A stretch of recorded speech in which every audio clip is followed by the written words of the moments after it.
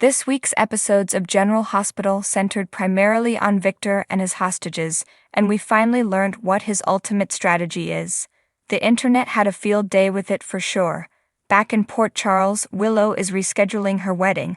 Sunny was aware all along, and Gladys is still a horrible person. Victor aspires to become Thanos. In my General Hospital soapbox columns, I had been speculating for a few weeks that Victor was preparing to freeze the planet and start a new ice age, joking that it was a storyline straight out of a bad Batman movie. Well, the globe's population is out of control, placing a burden on the environment and resources. Thus, it turns out that his goal is to release a deadly infection throughout the planet. The pathogen would essentially eliminate a sizable percentage of the population and restore the equilibrium. This was quickly identified as the plot of Avengers, Infinity War and Endgame on the internet. To be honest, the DC reality also used a disease in this plot to tell a tale in the Batman reality, although the Marvel saga is better known. After hearing about Victor's grand hidden scheme for 2 years, it goes without saying that a large portion of the internet found this big disclosure to be a bit of a letdown. I've been there, done that, and watched all the big-budget epics. Who, besides Spencer and Trina, has the key to the future of the globe at this time? Do they intend for Spryna to replace Luke and Laura? This plot has allowed for some entertaining flashbacks, for one thing.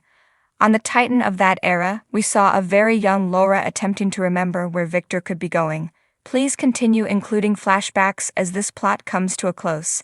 Felicia claimed to know the ideal individual to help them get there and to Victor since she believes Victor may be planning to visit a bunker in Venezuela. This is definitely how Holly Sutton will make a comeback.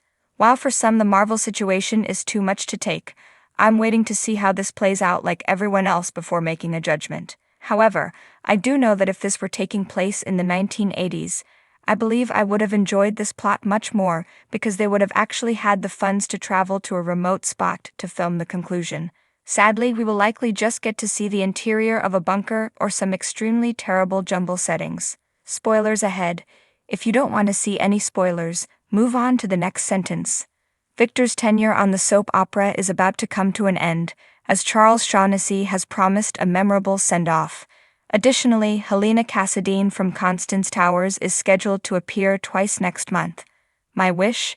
Victor flees or is assumed dead by everyone, only to be later seen imprisoned in a dingy jail where Helena laughs at him, and we learn she has also taken custody of Nicholas, who is unconscious. Oh, and by the way, when exactly will the Alva and Austin plot resume? It recently vanished off the face of the planet. Meanwhile, return to Port Charles. Because Obrecht has been taken hostage and Willow is back in Port Charles, she has moved up her and Michael's wedding too. Well, immediately because she is crying once more over time running out.